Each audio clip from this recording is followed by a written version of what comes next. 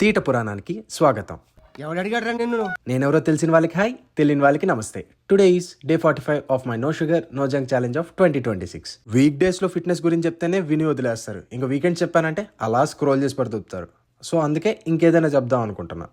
Audience మీద revenge అన్నమాట. So last weekend స్కూల్లో టీచర్స్ నన్ను తాకుతూ ఉండిపోతారు అని చెప్పాను కదా, దానికి ఎగ్జాంపుల్ ఇద్దామని ఫిక్స్ అయ్యా. అది 2007. జీవితం జెటిక్స్తో హ్యాపీగా ఉండేది.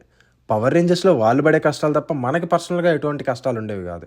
ఆ రోజు ఎస్ఎఫ్ఐ బంద్, కానీ మాకేమో స్కూల్ పెట్టారు. వయసులో చిన్నోడినైనా మా స్కూల్ స్టూడెంట్స్ కోసం నేను ఒక స్టెప్ తీసుకున్నా. మధ్యాహ్నం ఎస్ఎఫ్ఐ వాళ్ళకి కాల్ చేసి రమ్మన్నా.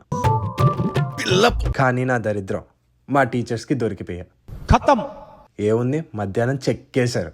ఇంకోసారి 10th లో ఉన్నప్పుడు దివాళీ అయ్యాక మా వ్యాన్లో నా ఫ్రెండ్ క్రాకర్స్ తెచ్చాడు. ఏం చేయబోతున్నారా?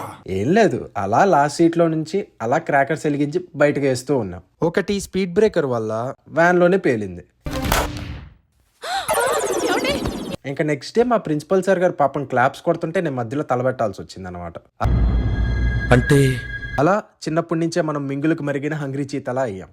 ఆనాటి గాయాలే ఈనాటి జ్ఞాపకాలు.